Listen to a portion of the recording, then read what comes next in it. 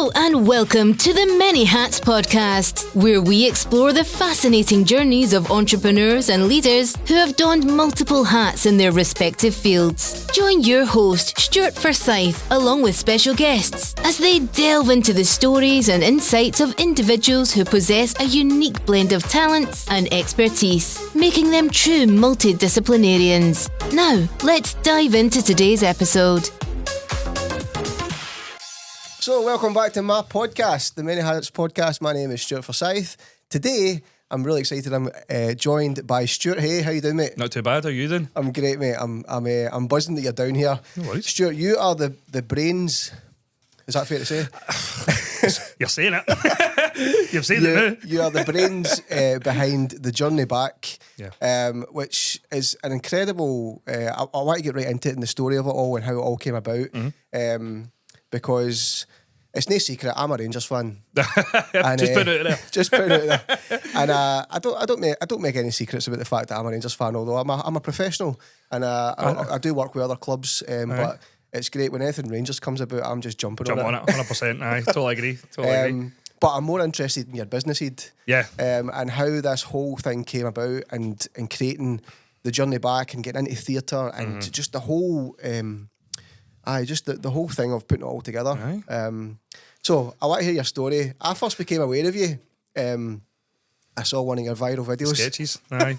And I was like, this guy's wearing a Celtic top. I'm pretty sure he's a Rangers fan. I'll never live that down. Honestly, you can't. It was there was a good couple of years where I was trying to be non-biased. There was like there was a big part of it where I was really not wanting people to know I was a Rangers fan, because if they knew I was a Rangers fan, they just go, oh, he's just a Rangers fan, just being stupid. Yep. Or if they thought I was a Celtic fan or anything, like, they just thought, oh, he's just one or the other, try to be stupid and do things. So I was very much trying to be non-biased. So I had to do that. I had to put like Celtic tabs. I've got a wardrobe down in the house with every SPFL top you can ever imagine. And I'll tell you right now, was the dearest top in the SPFL? What do you think it was? It was 2 years about them. What do you think the dearest top out of the SPFL? The dearest top? The dearest. It must be one of the old firms, surely. No. Really? Hamilton Ackies. No way. 50 quid. What? 50 quid. 50, I couldn't believe it. I nearly choked. No, honestly. So I was trying to be unbiased with the videos, and they worked massively. It was great. And to this day, like I've now kind of got a foundation of fans, if you want, even for lack of a better term. Yep. Even though I can still kind of get my head around the fact that I can say that. I mean, the people actually do still want people actually want to come and see what it is. But it didn't come without its problems with the Celtic taps. So especially being a Rangers boy, and so you'd go to like the Loudon on a Saturday for the football, and people were like, you're the boy with the Celtic. What you playing it? Still to this day, it's acting. I mean, I saying to the boys, like, see me, like, you watch the Bill.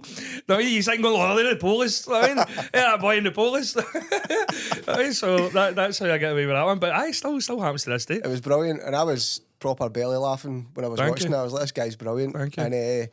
And I became more aware of your story of what you do, although it didn't start out like that. You were a postman. Postman, working class since I was 16. I mean, like I always wanted to be. I was always a creative person. I mean, there was always just something inside me where like I took to creative things very, very easily. Like I wanted to be a musician. I wanted to play in bands, and since I was like 13, 14, I played in bands with pals, and then it kind of became like something. No, I wanted this to be my career. Yep. And I spent my entire teenage years, my entire 20s, kind of just learning the creative industries in Scotland. And going to college and uni stuff. I dropped out of college twice. Right.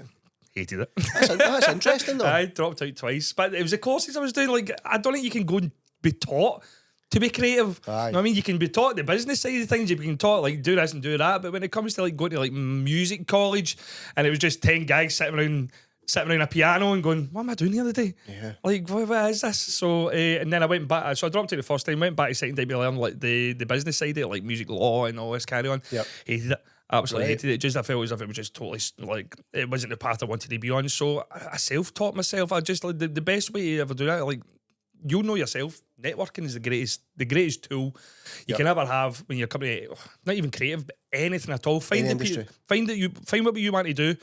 Go and find the people who do it and make sure they know who you are. Yeah. And that's basically it. Just shadow them. That's it. Just find out. And so that's basically what I've been doing for the past 20 years. Like anything I wanted to do creatively, like I'd find out who done it. Who's the person I'm trying to aspire to be in the local area, in the local scene. I'd start off, right, so that guy's doing that. how do you do that? Find out how he done that, and that was always my process, and that's how we kind of got here today. So when it came out like the sketches and stuff like that, there was a development platform for the BBC called BBC The Social, and basically what it was, you get a freelance contract with the BBC to make short form comedy for them, and so jumped on that, and just kind of went from strength to strength, and then I always had the idea in my head of like where I wanted to go with it. I didn't realise how mental it was going to go with the football sketches. I knew they were funny. I knew they were going to be like they were good. I felt as if like things like only excuse were only kind of getting. I wouldn't say bad, but there was a massive decline in the last 10 years of only excuse where I was going, there could be something here to freshen this up. And I was like, I'm going to try my hand at it. We'll see what we can do. Like, at the time I had a lot of friends who were Celtic. I come from Coatbridge. Coatbridge is a predominantly Celtic town.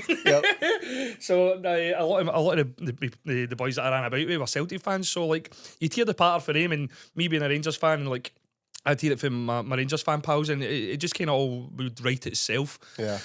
And so I started doing that, and as it says at what it just blew up, and that was it. So my next plan was to go, right, well, let's see if we can make this sustainable. Let's see if there's something at the end of this in this tunnel. Working with the BBC, I says to them, what's the chances of me writing for Only an Excuse? And it took me 2 years. It took me 2 years to kind of break that wall down. But I found out who the producers were in Only an Excuse, found out who the writers were in Only an Excuse, and I just made sure they knew who I was. And that's it. And then finally the door came chatting.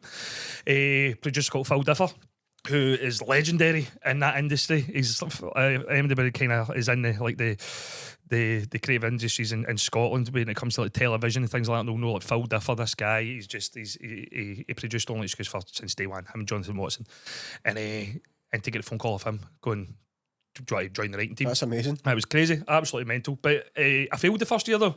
Right. Aye, so I joined the writing team in 2018, and I must have gave them about 20 sketches, and they didn't take any one. Really, is that right? They didn't take any one. All right. But this was the kind of changing point when I realised what I do does work, and maybe things like Only an Excuse maybe just needed a massive rejuvenation, because 3 of these sketches that get knocked back for Only an Excuse, I went and made myself, and they're all sitting on over 1 million views. Is that right? So it was one called Delude 'Em All.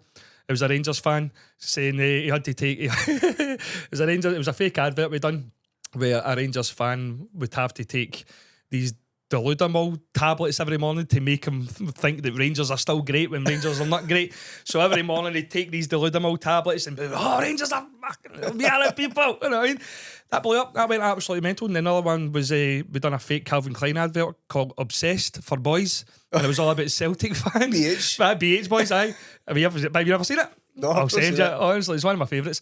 And it was like a fake Calvin Klein advert. It was all like arty and things, black and white, and it was all about a Celtic fan really wanting to know what's going on at Rangers. And we done this kind of just like this choreographed thing where a boy in the Rangers taught me with a Celtic tap on, and overdubbed it going, what's going on at Rangers? I need to know. I need to fight. Then it would then be Obsessed for Boys. You know what I mean? The new fragrance. So those were and that two, blew up. That blew up. You know what I mean? So and that completely blew up. And I'd done that on my own. It wasn't backed by the BBC. It wasn't backed by any of that carry on, anything like that at all. So that's when I started to realise I can do this myself. I can maybe do this myself. And coming into the age of like YouTube and things like that, your resources are through the roof. Like it takes you a long time to realise that you can make sustainable income through YouTube and things like that. Like I think there's a stigma. I think we're still in that kind of bridging period now, where that stigma where people are going, you do TikTok videos, mate? Really? Is that a real job? Is that a real job? Right? Aye, mate. Aye, Weirdly enough, it is, mate. Making a bit of money. Aye, lucky for me, like doing the theatre shows, things like that, I can turn around and be like, well, no, I do this. That's where I make my money. But I know a ton of boys, YouTube boys, everything. I mean, all you need to look at, like, if anybody watches YouTube, go and look at that Mr. Beast. Yeah. You know what I mean? Go and look at all these people. You know what I mean? See, the money you can make on YouTube is ridiculous. But again, we're still in that bridging period of people not really thinking it's a serious job when it actually is. Yeah. You know what I mean? So it's crazy. So that it's interesting that taking that rejection actually turned into something quite fruitful. Yep. For you. That's just what happens. This is what we're saying off camera. Like there's a lot of periods in my career where fate intervened, I feel. And I'm not a big believer in things like that. Right. I'm definitely not. But as the time has went on, especially this year, I've realised that there's a time for everything. There's a time it all falls into place at one point or another. That's the massive thing that I'm learning this year. That what might not have worked out last year works out this year because you've looked back, you've rejiggered, you've went, no, right, that didn't work. What works here? And then, as I say, getting things like rejection, it doesn't necessarily mean a door's closed. I mean, I get rejected a million times for BBC Scotland. A million times. I've got a drawer full of unused scripts.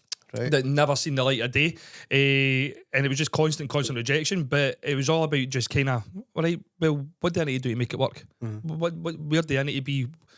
And you'd kind of go and you'd when you're being creative, and I mean you're trying to stay true to yourself and going, no, that's funny. I'll make that's funny. But at the same time as well, you're also looking at trends. You're also kind of going, right, what makes that funny?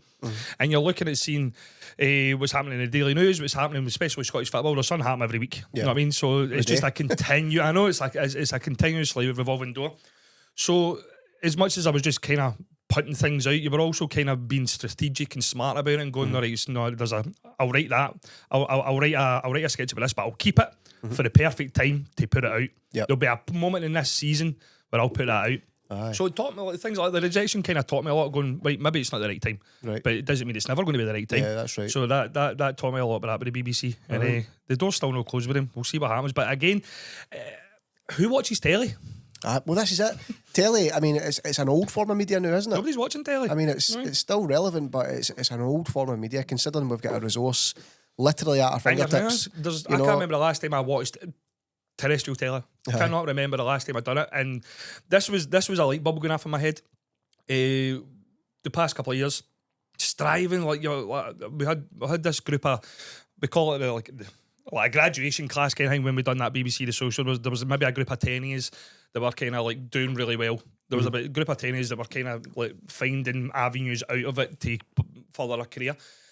And for a good 4 or 5 years, we were all kind of striving to get a telly programme. And then it hit me like, why are we trying this? Nobody's going to watch it. Yeah. I mean, it's like I'm putting things on my phone that a million people are watching, but I've been on the telly like 20, 30 times. Nobody's once told me about it. Yeah. Nobody's once, I've seen you on the telly. Aye. You know what I mean? But they'll say you're that guy. YouTube or Facebook or Instagram. Yeah, absolutely. So I was like, why are we striving? Like, and that was a major power shift for me. That's when I realised I've got all the cards are in my side of the table. I do not need to go to BBC Scotland or any other production company and go, here's scripts, you should read these, they're really funny. Validate me. I do it myself. Do it myself. And that's the biggest thing I ever learnt was make your own work. Yeah. That's the biggest thing I ever learnt. And if anybody ever came to me and asked me for any advice on when it comes to being creative and trying to kind of get a foothold in the industry, but don't wait for other people to give you that validation. Go and do it yourself. Go and make it yourself. Straight from the sketches all the way up to the journey back, every single bit was just me taking control and going, I'll do it myself. Yeah. Watch this. That's amazing. It's crazy. But it's crazy how like just like the sense of relief in it as well, of just going, I'm in control of every bit of this. I'm not sitting waiting on a producer to phone me going, can you change that? Yep. Oh, listen, it's bad news. I can do whatever I want. Yeah. And it's working. It's working because I've put the research in and put the hours in. It's not something that happened overnight. This is 20 years in the making. Yeah. Every bit of this. So every single thing I went through in the past 20 years, try to think about creatively, try to go and learn this and teach that. It's just, you need to be a sponge. You need to absorb everything. Yeah. And before you know it, you start doing things like without even realising, subconsciously, not even realising that you've learnt it all these years ago, and you get to a point where you just really take control of your own career. Well, that was my story. I mean, mine was, for years and years and years, I've been a creative person as well. I've turned my hands, like jack of all trades kind of person, and kind of thinking, oh, well, I'm not a master of one, you know? So it was a case of I was doing all these different things, but suddenly I had the same light bulb moment that I was like, I could turn this into a job. 100%. Somebody needs a leaflet design, I can design that. You're doing it. Somebody needs a video produced, I can do that. You're the man. Somebody wants a podcast recorded, I can do that. Crazy. And it's like, exact same as you, it's like, I could do that. And I don't need somebody else to validate that for me and for me to go and say, oh, can I do this? Is it all right if I go and, approach this particular person? That's so just go and do it. It's made out as if like you shouldn't be asking or you shouldn't be doing these things. It's like, oh, by the way, I can go and do that if you want. fear gets into people. Like it's that old thing. 99.9% of people are not successful in anything because they let fear get on top of them. Let fear hold them up. And if you just kind of take that plunge and believe, like, no, I can do this. Yeah. You'd be amazed the doors it opens for you. It's incredible. Fast forward a wee bit to The Journey Back, which is your show that you've put on. Biggest Rangers show in the world. It's cracking. I came to see you in Armadillo and I loved it. And thank you. Yes, I'm a Rangers fan, so I'm a bit biased, but the production value was brilliant. Thank you. The writing was cracking, you know, telling that journey from 2012 to where we are today. And well, I'll tell as you much as I love the Rangers story and all that kind of stuff, I'm more interested in how you put all that whole thing together. I've no idea, mate. Honestly, it goes back to what I was saying earlier on about that full thing. Like, you learn subconsciously all these things, and then it kind of gets to a point where you need to get it done, you get it done, kind of thing. Yeah. But I'll be 100% honest with you, like, mate, even now I'm learning. I haven't got a clue. Have not got a clue. It kind of came to that point where I'll tell you what the biggest motivator is. Risk of failure and things like that. We went and booked Armadillo last year for the first time. I'd never done anything like that in my life. Just went and booked Armadillo. I went and booked Armadillo before I even wrote the thing. Is that right? Aye, before I'd even wrote it. So what, I had just the the name? idea. I knew what I was going to do, but I hadn't wrote it yet. Right. But nothing motivates you more than going, right, you're on a time limit now, get it done. Yeah. But you done a show before that? Well, I'd done a show, but I was just a cast member in that. Right. I mean, I was just, so there was a show, it was about 2022, when it came, Only Excuse had finished. So Only Excuse had finished, and this is where the BBC can be funny. Where I was being lined up as the next person to take over for Only Excuse. It was there was talks, and there was ideas getting moved about. We were going to do like I was going to get what I was looking for, that rejuvenation of Only Excuse. We were going to modernise it. We were going to do it, and then I was going to take over, and I was going to be the next person. I was going to do that. Didn't materialise. Just nothing. Just completely went. So I remember I was sitting about going, right, what do I do now? How do I make this work for myself? You work too hard to get to a position to kind of just let it go. What are you going to do now? And this is where fate comes back into it again. As I say, I'm not a massive believer of it, but there's been a lot of coincidences that just fell my way. Grado. Aye. Big Grado. I'd never met him. I didn't even know he knew who I was. I got a message one day from my Twitter, and he just went, "Do you want to do rally around the Rangers?" That was all he said. I was like, what's rally? What's that? What is it? Found out it was a theatre show that they do in the Pavilion. It's about Rangers. He's like, I can't do it this year. I usually do it. I can't do it this year. Do you want to do it? And I was like, man, and it sounds not even how you doing, mate? I'm great. None of that. Just, you want to do Straight to the point. Straight to the point. And I'll be honest with you, like, I'd never even been to a theatre before that. Like, right. Pantomimes is like when I was a wee laddie, but like football and theatre isn't something you really go hand in hand. You Which don't is, associate that. by the way, which is ironic, because see, when you think about it, see going to the football, it's kind of like theatre. It's exactly like emotion. theatre. You're singing in the stands, you're singing. The emotion is up and down, it's everything. So theatre and football are like that, and you don't even realise it.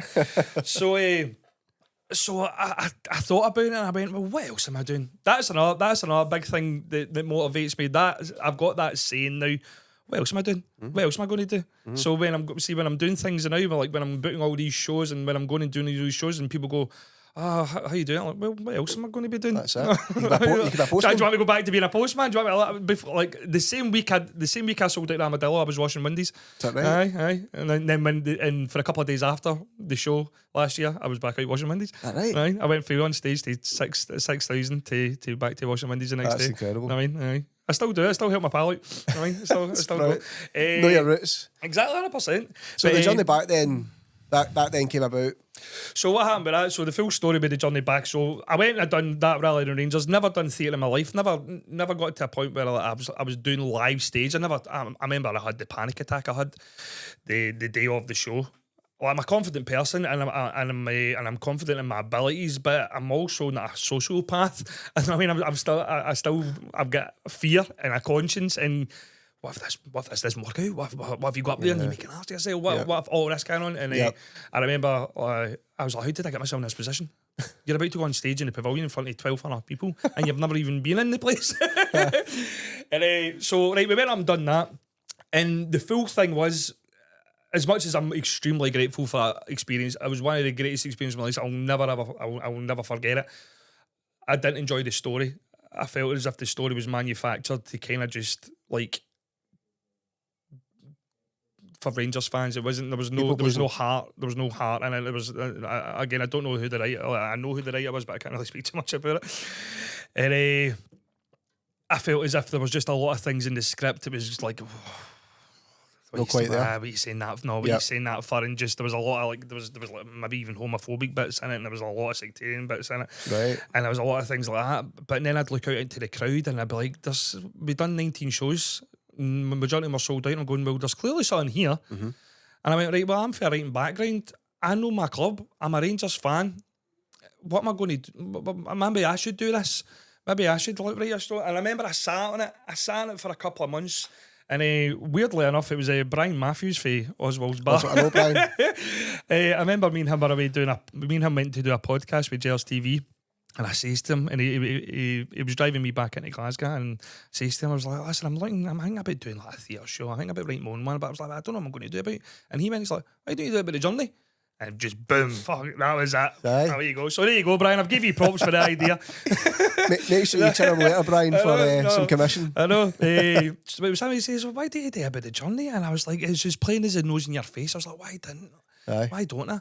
So I went and I just I was somebody who was there for that. I remember those days up to Elgin and Brecon and Cowdenbeath. But some of the best days I've ever had in my life. Aye. Some of the best times. I remember going down there and what a time we had. Aye. Loved it, absolutely loved it. And so the full thing with that was, I felt as if I could write a story that Rangers fans would be proud of. I felt as if one that they could represent our club the way it should be. And when we went down to the bottom leagues and things like that, like the full process coming back up, I might be wrong, but I can't really remember much of the club going, well done for sticking by us. I can't remember too much of the club going, listen, he's stuck. We're extremely grateful. I can't remember really anything like that happening. I'm going, should there not be like a wee bit of a celebration here? Because like at Olympic, that's probably the biggest part of our entire history, was that 10 years. You know what I mean? We went down to the bottom. We could have been gone, and we got back up in record time, won a league, and won every other league in the country, boosted economies all over the world. No, sorry, all over the country, and got to a European final all within 10 years. All within 10 years. Yeah. And I've not really heard the club being like, well done, by the way. That's here's half price for the next year on season tickets. I mean, I never heard anything like that at all. And so I was like, I'm going to write a story, and it's going to be my story. But the great thing was, my story was a universal story with every Rangers fan, because they'd done the exact same thing. They travelled to the same places. Very relatable. Exactly. They were in the same communities. They were in the same Rangers pubs. They went through everything. So I just sat and I wrote truthfully, and that's what this has become. And that's what it was. So we done it the first year round, and as much as I'm overly proud of it, I'm like for the achievement of that, I'll forever be proud of. It was still bare bones. It was still a bare bones production. I was like, right, we've got the story. We're doing the Armadillo. We've sold out twice. We need to go and do this. Went and done it, and then I took a year, and I went, I'm going to make this the way I really want it. The way I'm going to take the full year and make sure this is the exact way I really want it. So I added more into it, and I got like some halftime entertainment, which has been great. It's been fantastic. And I really wanted to just kind of mould into that night of celebration. That night of sitting back, watching a story that you're very much well aware of because you lived it, reliving hard moments that you didn't really want to live anymore, but in hindsight going, Joe, what a time that was. What an amazing support we are for sticking through that. And then just giving people like that total celebration and joy of big sing-alongs and letting them leave, and like for having a great time with Rangers family at a Rangers event that they can be proud of. And we're there. That's where we are right now. It's incredible.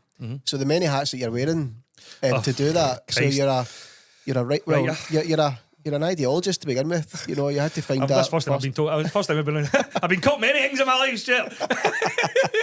That's a compliment, by the way. So the idea is that you're a writer, a producer, an actor, because you're in it as well. you're an employer, because Aye. you're bringing together people who. Scary. It's and a lot of them are big names as well. Well, I'll tell you, I'll PC give, Flood. Aye.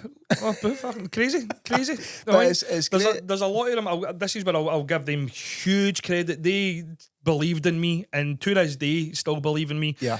Like, they didn't need to do this. They were the only actors I knew. They were because it was the same cast for Rally and the Rangers. I didn't know any other cast members for any other show. I'd never done anyone. So when I asked them, I remember telling one of them, I'm going to book the Armadillo, and they laughed. And I went, you do realise how big Armadillo is? I was like, trust me. Trust me. And then, but he's in this, and now he's in the show, and he goes, he's like, oh, that's Hand it to you. Yeah, absolutely. So I'll give. I couldn't have done as much as I've got us here.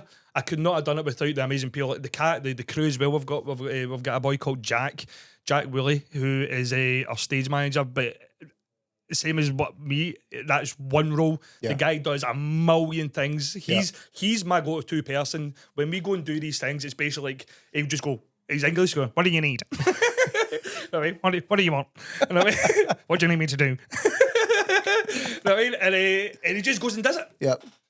Puts this set up, moves everything, does the set, controls the entire show. Mm-hmm. This guy, and I love him to death. Like, if it wasn't for this guy, the full thing would have fell apart.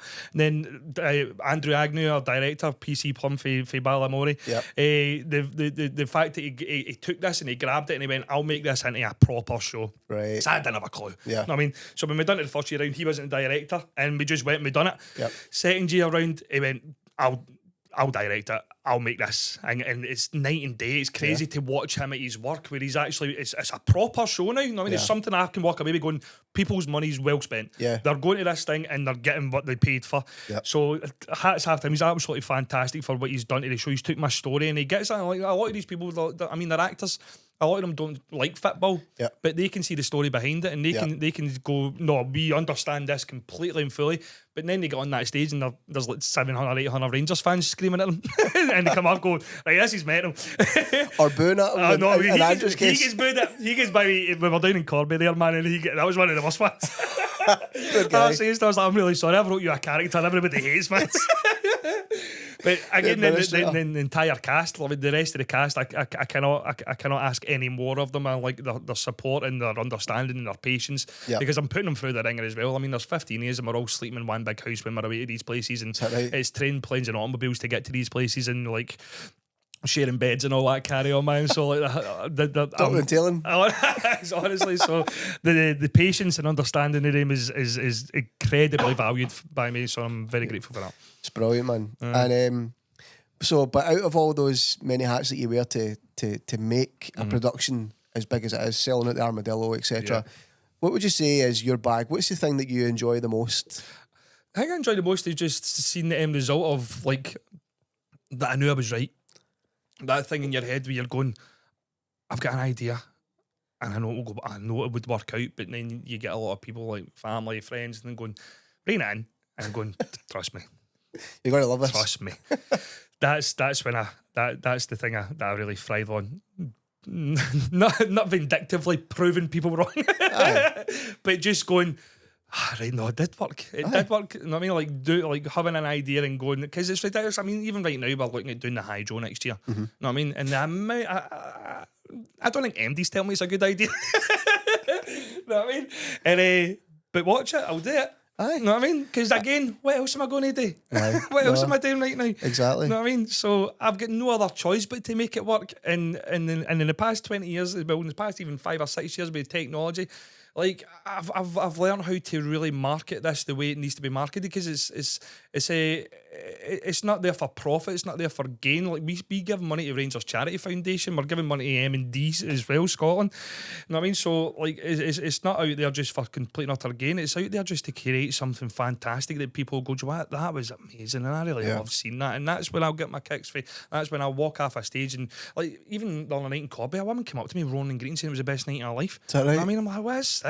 What is this? That's it. It's that tangible result that you get out of the hard work that you've put in. It's that's when I feel great, when I realise I've done it. I've what I had in here, I've got out there, and what I've got in here, went out there and it worked. Yeah. That's when I realised that I'm not insane. No, I mean, that I'm not So around the bend. with that being said, then, you know, this is a business podcast. Yep. It's all about, you know, you've told that story already of finding that idea, having that ambition to just go and do it. Like, what's your advice then if people are setting out in business or have got a concept in their head or whatever? What's your advice going forward for that? It's all about work ethic for me. It's all about work ethic. You need to put the hours in, even those times when you think to yourself, what's the point? What is even grummy? You've got people doubting what you're doing. Like, there's been a million times like where I've been doing this thing and I've had not even a penny in my pocket and people are going, this isn't working, mate. And I'm going, well, just trust me. I've always thought to myself, like, it took me a long time to realise, like, what would be good advice if MD ever asked for things like that. And, like, kind of came to something like, I've got a 3-pillar ideology thing where it's a work ethic, motivation, and talent, mate. As bold and brass as it is, see if you don't have if one of them goes, it's never going to work out and it's going to fall apart. Your work ethic, if you're not getting up in the morning, you're going, I need to strive continuously for this, right? You need to do that. Motivation, you need to, what's your end goal here? What are you working towards? Is there a reason why you're doing all this? What is your end? You need to know that end goal. And then again, as harsh as it is, you can do the 2 things till the cow comes home. But if you don't have that talent, if you don't have that certain thing, it's just going to go. Yeah. It's just going to fall apart. And every one of those things doesn't work without the other. And that's my Work feeling. ethic, motivation, Talent. talent. Which is interesting, right? Because one of the things that I hate on the likes of TikTok is see all these folk that just up dancing and all that kind of stuff and they get viral views and stuff. listen, and I crack up and I'm crazy. like, what is that? But actually, in actual fact, that coupled with motivation and work ethic, they're putting out those videos almost every day, and in actual fact they're getting millions and millions of views, which in turn it turns into revenue. There's there in this day and age, it's a tightrope, mate, and it is a fine line between going like, right, so what's talent and what's not talent. Well, I know, but like I say, no, if that's coupled with motivation and work ethic, then that's there'll be for somebody me. out there that likes that. Aye, that's what I'm saying. So for me, that's what I've realised. That's my 3 pillars of success in creative industries. And I know, like, obviously, talent and things like that, people be like, what are you talking about? What if I just stick in it and work hard? I've seen a million people who work their pan in, but just, especially in bands and things like that, musicians and things like that, going, mate, you've been trying for 20 years. There's something obviously no right. There's something obviously not working. Like you yourself doing with the graphic design stuff like that, like your stuff looks amazing, like fantastic. I can't do it. Thank you. I can't do it. Know what I mean? Yeah. I could. But the thing is, I could get even if I had the work, I could sit and learn how to do it. But I still wouldn't have that talented spark that you have. But they would take the idea somewhere completely different that I would have never thought. Like now you doing our programs now. You sent me some stuff. I meant, I never thought of that. And that's talent. And that's your talent. So as bold and brass as it is, that's unfortunately what it is. Like, you need to have the work ethic. You need to have the work ethic to get up and really put the effort in every single day and be focused and really kind of just tunnel vision and shut out everything else, just going, I'll know we'll get there. There's a point I'm trying to get to here. And the motivation, you need to keep that motivation going to go, why am I still doing this? Why am I getting up? Why am I doing it? Why am I busting my ass every day? Why am I doing this? And then the third one, the talent, you know you've got it. You know the proof's in the pudding. You're seeing things where like it's getting engagement, it's getting this, it's working out very well. So all it then it turns into it's just a matter of time. Yeah. And that's what happened to me. I think for me, I would add to that is that, raw talent is, it's a great thing, but you need to work at that as well, 100%. Don't you? Oh, of course. Because you need to invest in yourself to become better than you currently are. Well, that's what I'm saying. So say if you kept talent and you kept motivation, but you didn't have work ethic, fall apart. I know a million people who are fantastic at things, but you just can't be asked getting up and doing it. Know what I mean? And so that's where it falls apart. Yep. So that's what I'm saying. So that's when I've realised like there is these 3 pillars, and each one supports the other. And if one goes, it all goes. So you can be the most talented person ever, but if you're not getting up in the morning and putting the effort in, or putting the effort into your talent and keeping your talent going, it's never going to go anywhere. Yeah. So every single one of them coincide with each other, and that's where I'm at with that. That's good advice. Join next for you. I'm doing a course in a it's not a pyramid scheme. Stuart, to finish up with, what does the future look like for you? What's on the cards? What's the plans? Wayne's, mate. I've got a win on me. Yeah. Weirdly enough, like that comes into play with the right time for things again. Yep. So again, I don't know if I'm just being spiritual then. I don't know if I'm just having some spiritual awakening. But there's a lot of things in my life that's kind of fallen into place finally. Whereas if I'd have done them 10 years ago, it would have never have worked out. Yeah. And things like that. So now I've got a win on the way, wee boy. August, aye. So I've got some shows. I'm doing the London West End, which is mental. Aye, we've got a show in the London West End in October. Oh, mate. So I'm now a West End writer. That's brilliant. It's crazy, isn't it? I'm producer. So there's a lot in the with the journey back. Next year with the journey back, we're hopefully going to end just like I'm a big believer in not overstaying your welcome. Nothing makes the heart grow fonder more than absence. So true. I'm planning on one big night next year, just to boom, end it all, and then you maybe never see it again. Or you might see it in 10 years. Don't know. No idea. Me, I've got a show in the Pavilion with my sketches. That's Saturday the 19th of October. All about making that leap from the phone to the stage, you know what I mean? And actually really kind of cementing and some validity into what I'm doing. Mm-hmm. I mean, because I'm sitting with my phone making all these sketches, and everybody knows them, everybody watches them, everybody sees them. Yep. But they're not really going anywhere. They're just. I'm doing the journey back, and that's something people can come and actually see. And I'm going, well, why don't I just do that with the sketches? So we've got a really funny night lined up in Pavilion. Of some brand new sketches. We'll film some sketches that you can see on the screen. Some things that I had no idea if I'm going to get away with. To be honest with you, honestly, there's a lot of them. Do you know what it is? I think I've still got ones that were rejected by the BBC. For just being too ridiculous, and so I think we maybe pull them out again. That goes back to the whole freedom of I've not got a boss anymore. Yeah, I can do what I want. You know what I mean? Until I do something ridiculous, and that's me gone. or get the jail. Oh, yeah, that's what I'm saying. You know what I mean? So that's where I'm at now. So I've got the future's exciting. For the first time in my life, I'm content with my path. I'm not striving or chasing anymore. You know what I mean? But it took a long time to get here, and honestly, at times I nearly lost my sanity. It really, really did. Honestly, and like, and it took a long time to get here, but it's just the beginning, though. You know what I mean? Again, you don't get to the top of your game, and then just leave it. You know what I mean? There's another mountain peak to climb. Yeah, next steps. Brilliant. Stuart, thanks very much. I appreciate your time coming in and hearing your journey of where you've been, where you are, and where you're going. Mm-hmm. And if you've not seen the journey back, you need to go and see it. Unless you're a Celtic fan. No, go and see it if you're a Celtic fan. We'll give you VIP tickets.